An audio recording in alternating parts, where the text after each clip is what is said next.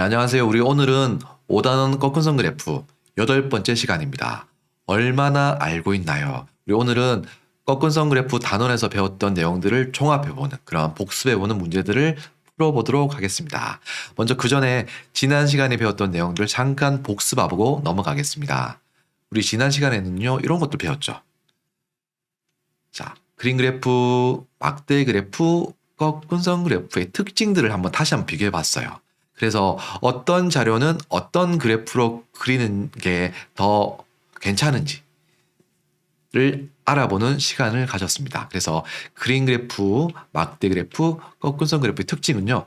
그림 그래프는 그림으로, 막대 그래프는 막대로, 꺾은선 그래프는 점으로 찍어서 선분으로 이어서 나타냈습니다. 그래서 크기를 한눈에 뭐 하기 쉽다?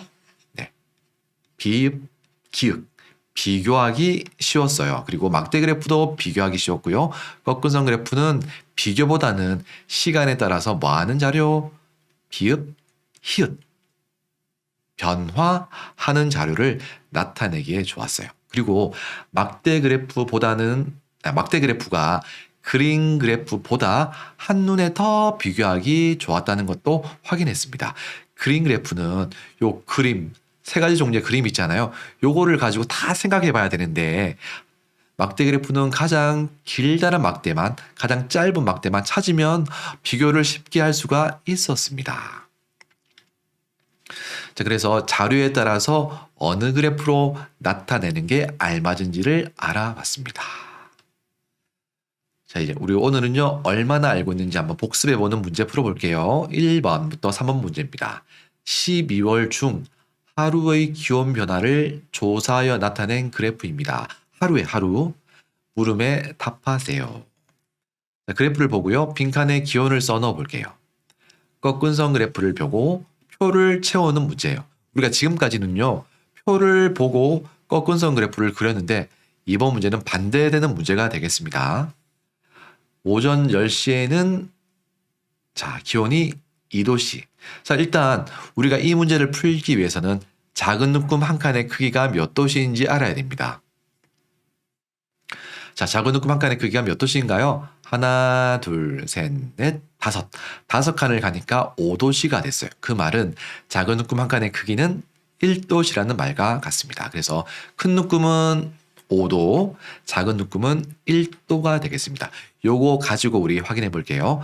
오전 11시는 몇 도가 될까요? 자, 한 칸, 두 칸, 세 칸 올라갔어요. 그렇기 때문에 3도씨가 되겠습니다.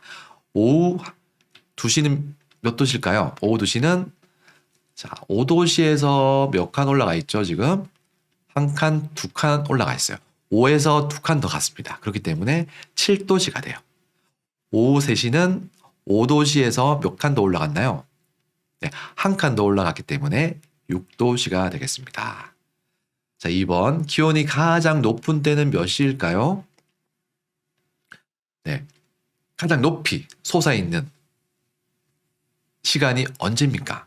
그렇죠. 바로 오후 2시가 되겠죠. 오후 2시가 가장 기온이 높은 때가 되겠습니다. 3번. 그래프를 보고 알 수 있는 내용을 2가지 써보세요. 이거는요, 제가 적는 거 말고 여러 가지를 적을 수가 있어요. 일단 제가 대표적으로 2가지를 한번 적어볼게요. 첫 번째는 기온이 가장 낮은 때는 몇 시입니다. 네, 기온이 가장 낮은 때는 여기가 되겠죠. 몇 시인가요? 10시가 됩니다. 그리고 오후 3시 이후에는 기온이 더 떨어지겠어요? 아니면 높아지겠어요? 내려갈까요? 올라갈까요? 뭔가 내려갈 것 같죠?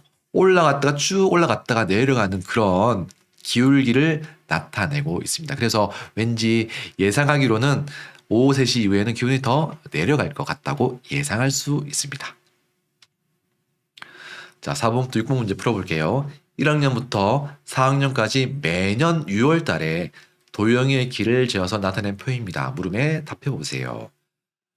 1학년 6월달, 그리고 2학년 6월달, 3학년 6월달, 그리고 4학년 6월달에 도형의 키를 쟀대요. 그랬더니 점점 키가 성장하고 있습니다. 여러분들도 혹시 집에다가 이렇게 여러분들의 키를 재는 그런 장소가 마련되어 있나요? 네, 여러분들 어렸을 때부터 쭉쭉쭉쭉 이렇게 기록하는 집들이 있더라고요. 저 같은 경우도 옛날에 키가 얼마나 컸는지 궁금해가지고 항상 기록했던 기억이 나네요. 자, 4번 표를 보고 꺾은선 그래프를 일단 나타내 볼게요. 자, 먼저 가로와 세로에 필요한 내용을 적어 볼게요. 가로는 학년, 세로는 키, 친절하게 적혀 있습니다. 자, 그러면 여기 빈칸에 있는 내용들을 한번 적어 볼게요. 여기도 빈칸이 있습니다. 먼저 가로에 자, 학년이 적혀 있습니다. 그렇기 때문에 학년 1학년, 2학년, 3학년, 4학년을 적어주고요. 자, 세로는 단위가 몇 센티미터인가요? 단위가 이미 말했네요. 단위는 센티미터가 되겠습니다. 물결선이 필요한 경우 나타내 볼게요. 물결선이 필요하죠. 왜냐하면 일단 0도부터 0cm부터 120cm 사이에는 값이 없어요. 그래서 굳이 0, 10, 20, 30, 40, 50 이렇게 나타낼 이유가 전혀 없습니다. 왜냐하면 이 사이에는요 값이 존재하지 않기 때문입니다. 그래서 불필요한 공간을 없애주는 게 좋죠. 그래서 물결선을 이용해서 이렇게 120을 바로 표시해 주면 되겠습니다. 조사한 수 중에서 가장 큰 수를 나타내도록 눈금 한 칸의 크기를 정해 볼게요. 자, 가장 큰 수는 어떤 수인가요? 그렇죠. 139가 가장 큰 수예요. 그러면 139를 최소한 139를 나타내게 하려면 눈금의 크기를 어떻게 정하면 될까요? 먼저 이렇게 한번 정해 볼게요. 먼저 큰 눈금을요. 큰 눈금 이렇게 파란색으로 표시된 큰 눈금을 10cm로 한번 정해 보겠습니다. 그러면 이렇게 되겠죠. 120, 130, 140 끝이에요. 뭔가 위에 있는 공간이 허전합니다. 이 공간은 우리가 쓸 수가 없잖아요. 그래서 눈금을 조금 바꿨으면 좋겠어요. 물론 이렇게 표시해도 아무 상관없습니다. 이렇게 표시하고 싶은 사람은 이렇게 표시해도 괜찮지만 가능하면 모든 공간을 다 활용하는 게 좋잖아요. 그래서 눈금의 크기를 조금 바꿔볼게요. 눈금을 10cm로 정하니까 그래프가 너무 많이 남았어요. 그래서 5cm로 조금 줄여서 한번 바꿔볼게요. 자, 바꿔보겠습니다. 자, 120, 125, 130, 135, 140 하니까 얼추 139cm까지 모든 공간을 활용해서 우리가 표시할 수 있을 것 같아요. 자, 그러면 큰 눈금은 5cm 있고요. 작은 눈금 한 칸의 크기는 몇 cm인가요? 네, 그렇죠. 작은 눈금은 한 칸, 두 칸, 세 칸, 네 칸, 다섯 칸을 가니까 5cm가 됐기 때문에 작은 눈금 한 칸의 크기는 바로 1cm가 되겠죠. 하나, 둘, 셋, 넷, 다섯 칸 가니까 5만큼 변했어요. 5cm가 됐습니다. 그래서 작은 눈금 한 칸의 크기는 1cm가 되겠습니다. 이제 거의 다 끝났어요. 이제 다 끝났습니다. 이제 가로 눈금과 세로 눈금이 만나는 자리에 점을 콕 찍어주세요. 가로 눈금. 자, 1학년 때는 키가 몇 cm인가요? 네, 121cm이기 때문에 여기다가 표시를 콕 찍어주세요. 2학년 때는 몇 cm인가요? 2학년 때는 125cm가 되겠죠. 여기다가 점을 콕 찍어주세요. 3학년 때는요, 131cm예요. 자, 130보다 한 칸 더 올라가면 되겠죠. 여기다가 점을 콕 찍어주시고요. 4학년 때는 139cm입니다. 자, 139cm니까 140에서 한 칸 아래로 내려오면 되겠죠. 그래서 여기다가 점을 콕 찍어주세요.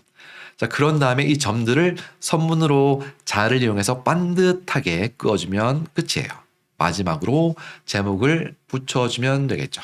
이렇게 도영이의 키 변화라고 적어주면 되겠습니다.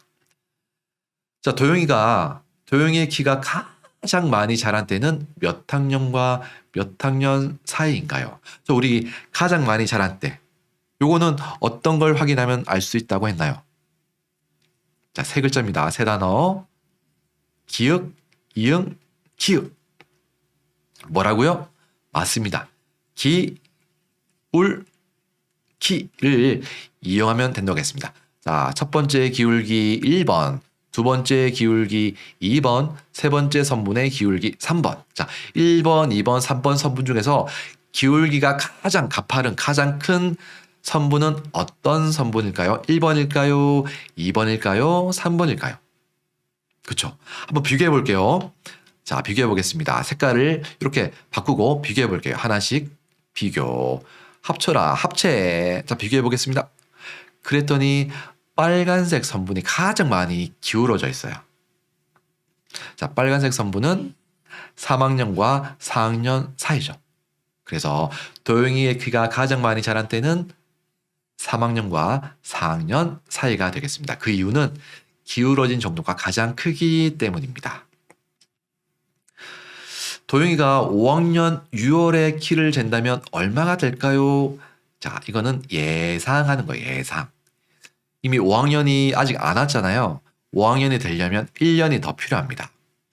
자, 여기 5학년이 되면은 얼마쯤 될지를 예상하는데 예상하기 위해서는 자, 기존의 값들을 한번 비교를 한번 해볼게요. 해봐야 되거든요. 일단요, 2학년 때는 키가 몇 센티미터였어요? 얼마씩 자랐는지 볼게요. 1학년과 2학년 사이에서는 키가 몇 센티미터 자랐는지 보겠습니다. 한 칸, 두 칸, 세 칸, 네 칸, 총 4cm 자랐고요. 2학년과 3학년 사이에는 몇 cm 자랐을까요? 하나, 둘, 셋, 넷, 다섯, 여섯, 6cm 자랐습니다. 3학년과 4학년 사이에서는 몇 cm 자랐을까요? 자, 하나, 둘, 셋, 넷, 다섯, 여섯, 일곱, 여덟, 8cm 자랐네요. 이거는 마치 우리가 4학년 1학기 때 배웠던 규칙 찾기와 비슷한 문제인데요. 자, 4, 6, 8로 변하고 있습니다. 각각 2씩 커지고 있어요. 그러면 5학년이 되면은 얼마가 될까요? 예상할 수가 있습니다. 5학년이 되면은 10이 된다는 사실을 우리가 예상할 수 있어요. 자, 그러면 우리가 4학년 때 키가요, 몇 센티미터였나요? 139cm니까 5학년이 되면 10cm가 더 큰 139와 10을 더한 149cm가 될 거라는 것을 예상할 수가 있습니다. 자, 이렇게 보세요. 정리해 볼게요.